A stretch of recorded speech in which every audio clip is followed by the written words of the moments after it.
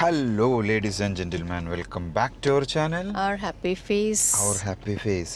Then English movie review. Odyssey. Odyssey. എൻ്റെ പൊന്നോ എന്താ പടം. ഇംഗ്ലീഷ് മൂവിയിലെ ഒരു വിഷ്വൽ മാസ്മരികത. വിഷ്വൽ ട്രീറ്റ് എന്ന് പറയാം. എന്നാ പറയാ, ഒന്നും പറയാനില്ല. അതായത് സ്റ്റോറി ലൈൻ ആയാലും ആ ഒരു എഫേർട്ടാണ് നമുക്ക് ഇഷ്ടപ്പെടുന്നത്. ആ ഒരു ക്രിയേറ്റീവ് സ്റ്റൈലും Everything from direction to cinematography, visuals, graphics, whatever it is, but it was so soothing to watch in the theater. Like definitely a theater watch. തിയേറ്ററിൽ കാണണം. അതായത് ഇതിന്റെ ഫുൾ എഫക്റ്റ് കിട്ടണം വെച്ചാൽ വലിയ സ്ക്രീനിൽ കാണണം. ശരിക്കും ഐമാക്സിൽ കാണാന്ന് വെച്ചാൽ നമുക്ക് ഭയങ്കര എഫക്റ്റ് ആവും.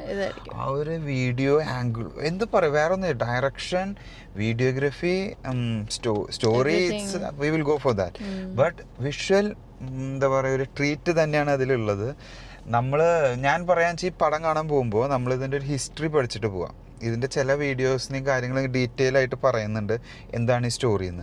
അത് കണ്ടിട്ട് പോയി കഴിഞ്ഞിട്ടുണ്ടെങ്കിൽ you can link this one, you can connect it one. It's A historical historical അല്ല, ഇതൊരു മിത്തോളജിക്കൽ എന്താണ് മൈത്തോളജിക്കൽ സ്റ്റോറി. Greek mythology. അതായത് നമുക്ക് ഈ രാമായണം, മഹാഭാരതം, അങ്ങനെയൊക്കെ ബൈബിൾ, അങ്ങനെ ഒരു ഗ്രന്ഥത്തിന്റെ, അതായത് സംതിങ് ലൈക്ക് ദാറ്റ്, ഗോഡ്, അതൊക്കെ റിലേറ്റ് ചെയ്തിട്ടുള്ള ഫുൾ ഗ്രീക്ക് ആണ് കാണുന്നത്. Greek stories, Greek Kings, Greek ആൾക്കാർ, ആ ഒരു type. And they have portrayed it so nicely. Perfection. Yeah, from the costumes to all the actions that happened in the movie. എല്ലാം ആ ഒരു ടൈമിലോട്ട് നമ്മൾ പോകും ആക്ച്വലി ആ മൂവി കാണുമ്പോൾ, which is so good. ഞാനും അതെ, നമ്മൾ ഒരു 3 മണിക്കൂറാണ്ട് മൂവി. 3 മണിക്കൂർ നമ്മൾ ഇന്റർവെൽ ഇല്ലാതെ ഇങ്ങനെ പിടിച്ചിരുന്ന് നമുക്കൊരു ബോറ് തോന്നുന്നില്ല, ഒരു ലാഗ് തോന്നുന്നില്ല, ഒരു മുഷിപ്പ് തോന്നുന്നില്ല. എന്തെന്നാ പറയാ, ഇങ്ങനെയൊക്കെ ഒരു ഇംഗ്ലീഷ് മൂവി കണ്ടിരിക്കുന്നത് എൻ്റെ ലൈഫിൽ ആദ്യമായിട്ടാണ്. It's A must watch movie. Story simple. ഇത് ത്രോൺ എന്ന് പറഞ്ഞിട്ടാണ് തോന്നുന്നു ഒരു മൂവി ഉണ്ട്, അത് ഞാൻ കണ്ടിട്ടില്ല. ഇനി ഞാൻ അത് പോയി കാണും, കാരണം അതിന് മാത്രം ഉണ്ട് ആ പടം. അതിൻ്റെ കണ്ടിന്യൂവേഷൻ എന്ന് പറയാം. അതിലെന്താണ് ആ മൂവിയിൽ സ്റ്റോറി പറയുന്നത്, ഈ ഹോഴ്സിനെ അതിൻ്റെ ഉള്ളിൽ കൊണ്ടുവച്ചിട്ട് ഒരു യുദ്ധം ജയിക്കുന്നതാണ്. To be frank, I will just finish it. Trojan horse. Yeah, Trojan horse.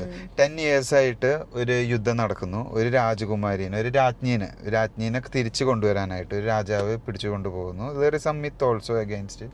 അപ്പോൾ ആ രാജ്ഞീനെ തിരിച്ചു കൊണ്ടുവരാൻ വേണ്ടി ഒരു യുദ്ധം നടക്കുന്നു. 10 വർഷം 10 years ആ യുദ്ധം കഴിഞ്ഞിട്ടാണ് അവർ ആ രാജ്ഞീനെ തിരിച്ചു കൊണ്ടുവരുന്നത്. ആ യുദ്ധം കഴിഞ്ഞിട്ട് കുറേ രാജാക്കന്മാർ ഒത്തുചേർന്നിട്ടാണ് ഈ വാറിന് പോകുന്നത്, ഒരു രാജാവിനെ സപ്പോർട്ട് ചെയ്തിട്ട്. എന്നിട്ട് തിരിച്ചു വന്ന് രാജാവ് അവിടുന്ന് പോകുന്നു. അതിനുശേഷം ബാക്കിയുള്ള ആളുകൾ തിരിച്ചു പോകുന്നു. അതിൽ തിരിച്ചു പോകുന്ന ഒരു രാജാവിൻ്റെ കഥയാണ് ഈ ഒഡീസി എന്ന് പറഞ്ഞിട്ടുള്ളത്. ആ ഒഡീസിയസ് രാജാവിൻ്റെ, ഗ്രീക്ക് സ്റ്റോറിയാണ്. ആ തിരിച്ചു പോകുമ്പോൾ ഈ രാജാവിന് ഫേസ് ചെയ്യുന്ന പല സ്ട്രഗിൾസും he has to fight with so many creatures and everything that is happening to get back to his kingdom. Yeah, actually that represent the ലൈഫിലത്തെ ഓരോ സ്ട്രഗിൾസ്, ലൈഫിൽ ഓരോരുത്തർക്ക് ഉണ്ടാവുന്ന സ്ട്രഗിൾസും അതിനെയാണ് അത് റെപ്രസെന്റ് ചെയ്യുന്നതെന്ന് തോന്നുന്നു. And meeting his wife after so many years, getting back to his wife and his son.